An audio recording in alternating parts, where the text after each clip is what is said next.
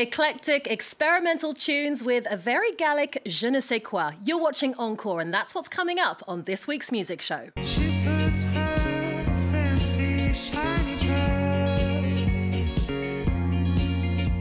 one more. Indie electro-pop outfit Isaac Delusion are at the forefront of today's French touch movement, winning over fans and critics alike with the unexpected. Founding members Loïc and Jules are here in the studio as the band gears up for the Pitchfork Music Festival in Paris.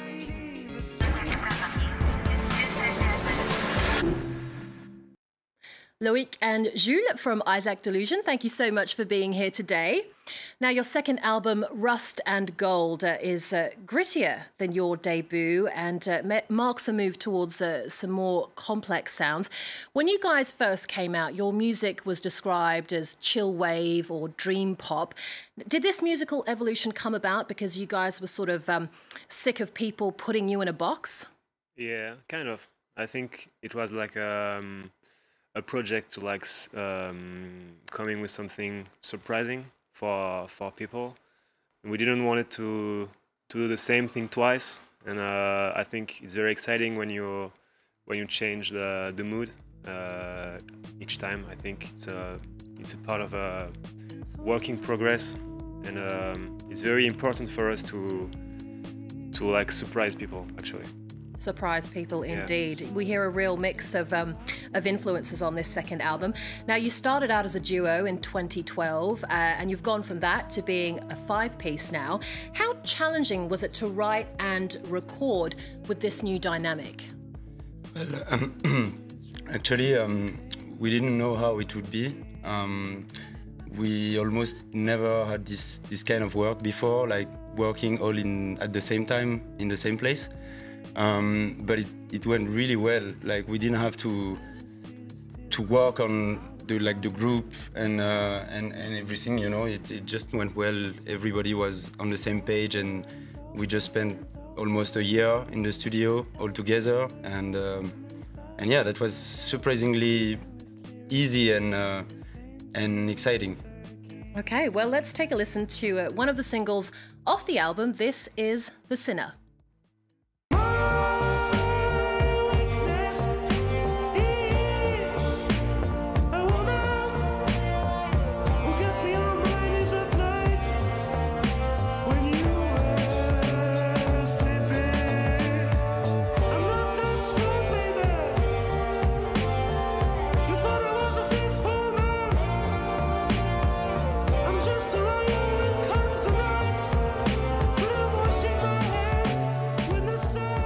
Now, guys, your videos, even dating back to your first album, are always so visually interesting, but we never see you in them. How do you come up with these different stories and different concepts? I don't know. I think like playing music is a way to tell a story. It's like a whole universe, and at the very beginning, we wanted to have a very complete universe. It was like a lot of visuals, and I think it's very important to be complete and to have like the music coming with all the visuals around, and it's 50-50 work, I would say, music and visuals. So yeah, it's a big deal for us to have like cool video clips, and yeah. And why do we never see you guys, I should say? Well, at the beginning we didn't like to show ourselves. We didn't even show our faces on the picture we took, like the promo pictures and stuff. We wanted to be really discreet and let people just enjoy the music and those images around. And you know, it's just to like that someone could interpret the music and imagine something without anything on the way, you know, and don't have to. This person doesn't have to like put us on the picture. They just have to imagine something and be free, you know, freer. How very mysterious of you guys. Now, most of your songs are in English rather than your native French. Other than reaching a wider audience, what are the advantages of writing and singing in English? It's a kind of a complicated question.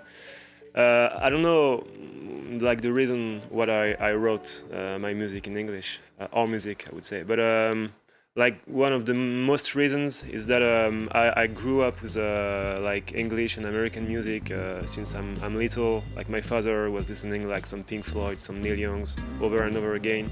I think it's getting to my brain, and like first thing that came out when I started playing guitar was like singing in English. I think it's a cultural thing with influences. Maybe if my parents would listen like French music, I would maybe start to sing in French. I don't know, but it would be a different story.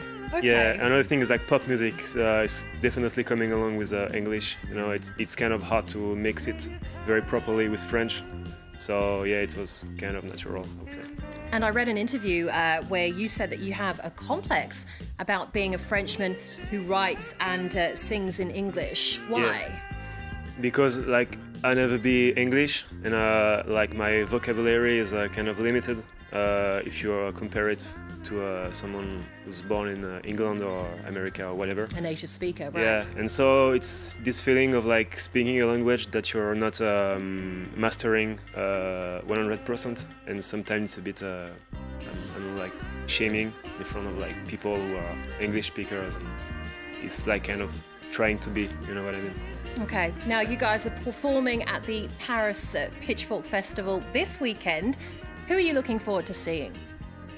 Well, a lot of bands actually. We There's a couldn't great lineup, cite isn't them all. there? Yeah. I mean, Jungle, the National. I don't know. There are plenty. I can't even remember all of them, but yeah, no, it's a great lineup. You're in good company, I would say. Yeah. Well, as I said just there, the Pitchfork Festival lands in Paris this weekend, showcasing a sonic kaleidoscope running the gamut from jazz and folk to hip-hop and electro. Music lovers are in for an oral feast with sounds from both big names and up-and-coming indie acts. Among the artists taking to the stage, headliners The National, Jungle, Run the Jules and Kamasi Washington, plus, of course, Isaac Delusion. Now, I know you are veterans of the festival scene. How do you make sure you have a great festival experience? Do you have any sort of backstage rituals, perhaps? It's just a question of focusing maybe.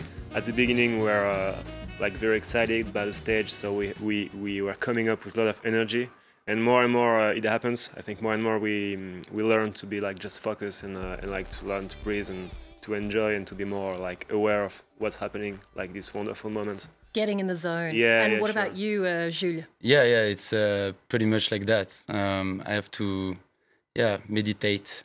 You have to meditate. Yeah, and drink a shot. Yeah. Drink a shot of? Any alcohol in particular? It's rum for the moment, but it was whiskey before. Oh, I love it rum depends. too. If I'd known, I would have brought some. Hey, you should come with us. See you in the I might Pitchfork. take you up on that offer.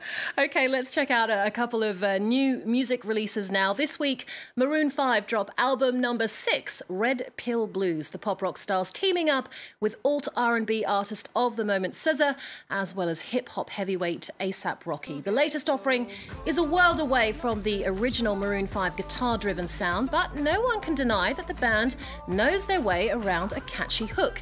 Take a listen to that pop craftsmanship on What Lovers Do featuring SZA.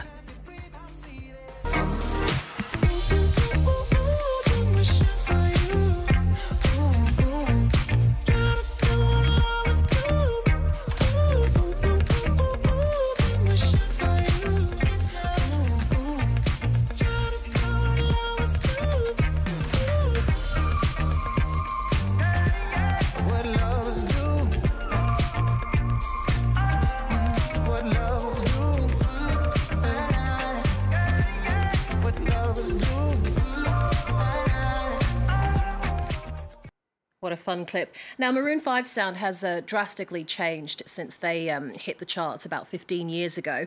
How do you guys ensure that you evolve musically while remaining authentic to your roots, to your sound?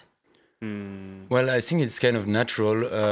I know that both Loïc and I have difficulties doing the same thing twice. And I think when we start a piece of music, when we go in a direction that we know already, we don't feel comfortable. We don't feel comfortable, yeah, totally. So we need to go further. And I think some people have this feeling and some people don't, and some people are just more comfortable making the music they know, and I can totally understand it. But so you're always trying to push the boundaries, perhaps. With yeah. I mean, like lose the comfort zone and get out of the comfort zone. Yeah, and take some risk. And this is the most important thing in music. And be trustful to yourself and like be faithful to yourself before like trying to like be liked by the others. It's like you're playing, like you're making music. It's a bit of like yourself in it. So okay. Right, and finally, blue-eyed soul singer Sam Smith returns to the spotlight with a follow-up to his Grammy award-winning 2014 debut. His sophomore effort, The Thrill of It All, features a more introspective vibe. The 25-year-old says his new music is raw and personal, the result of struggling with a drinking problem, suffering writer's block, and picking up the pieces after a painful breakup. We'll leave you with a clip of Sam Smith's gospel-tinged ballad, Too Good at Goodbyes. Thanks again to our guests today, Loïc and Jules from Isaac Delusion.